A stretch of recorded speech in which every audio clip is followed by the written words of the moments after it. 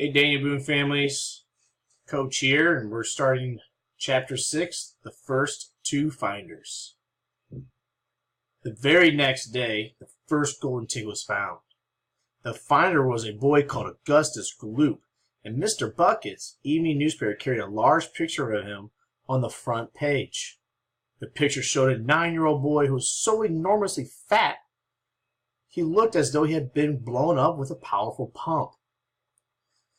Great flabby folds of fat bulged out from every part of his body, and his face was like a monstrous ball of dough with two small, greedy, curranty eyes peering out upon the world.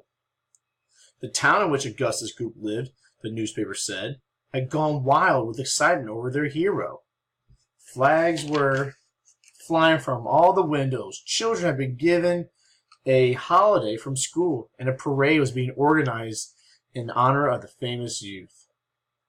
"I just knew Augustus would find a golden ticket," his mother had told the newspaper. "He eats so much candy bars a day that it was almost impossible for him not to find one. Eating is his hobby, you know, and that's all he's interested in. But still, that's better than being a hooligan and shooting off zip guns and things like that in his spare time, isn't it? And what I always say is, he wouldn't go on eating like he does unless he needed nourishment, would he? It's all vitamins anyway. What a thrill it would be for him to visit Mr. Wonka's marvelous factory. We are just so proud as can be." "What a revolting woman," said Grandma Josephine. "And what a repulsive boy," said Grandma Georgina. "Only 4 golden tickets left," said Grandpa George. "I wonder who get those." And now the whole country, indeed, the whole world seemed suddenly to be caught up in a mad candy-buying spree. Everybody searching frantically for those precious remaining tickets.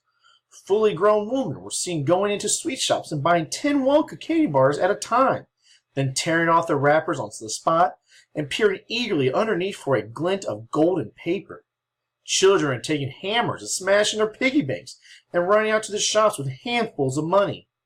In one city, a famous gangster robbed a bank of $5,000 and spent the whole lot on the candy bars that same afternoon.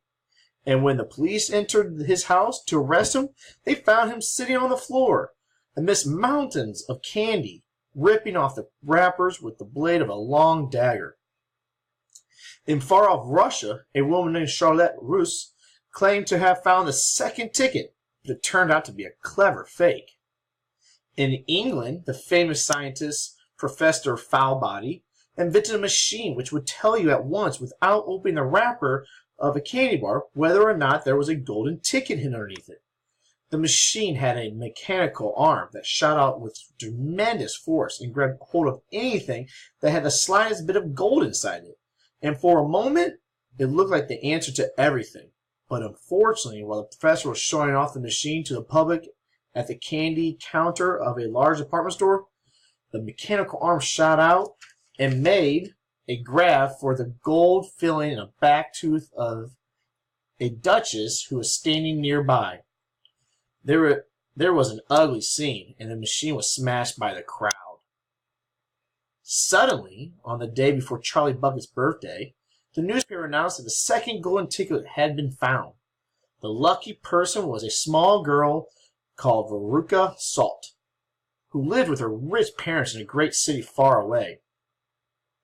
Once again, Mr. Bucket's evening newspaper carried a big picture of the finder. She was sitting between her beaming father and mother in the living room of their house, waving the golden ticket above her head, grinning from ear to ear. Veruca's father, Mr. Salt, had eagerly explained to the newspaper exactly how the ticket was found. "You see, fellas," he said, "as soon as my little girl told that she simply had to have one of those golden tickets, I went out into the town and started buying up all Wonka candy bars I could lay my hands on. Thousands of them I must have bought, hundreds of thousands of them.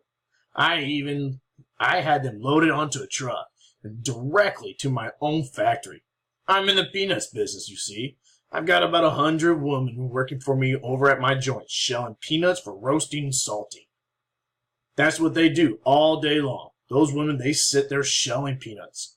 So I say to them, 'Okay, girls, I say, from now on, you can stop shelling peanuts and start shelling the wrappers off these crazy candy bars instead. And they did. I had every worker in the place yanking the paper off those chocolate bars, full speed ahead from the morning till night. But 3 days went by, and we had no luck. Oh, it was terrible. My little Veruca got more and more upset. Each day, every time I went home, she would scream at me. Where's my golden ticket? I want my golden ticket. And she would lie for hours on the floor, kicking and yelling the most disturbing way.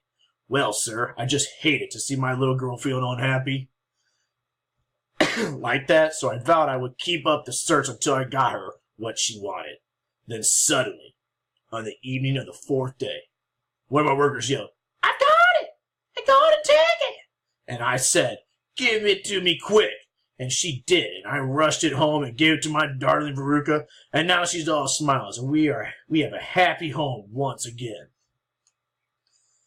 "That's even worse than a fat boy," said Grandma Josephine. "She needs a real good spanking," said Grandma Georgina. "I don't think that girl's father played it quite fair, Grandpa, do you?" Charlie murmured. "He spoils her," Grandpa Joe said, "and no good can ever come from spoiling a child like that, Charlie. You mark my words." "Come to bed, my darling," said Charlie's mother. "Tomorrow's your birthday. Don't forget that, so I expect you'll be up early to open your present." "A Wonka bar?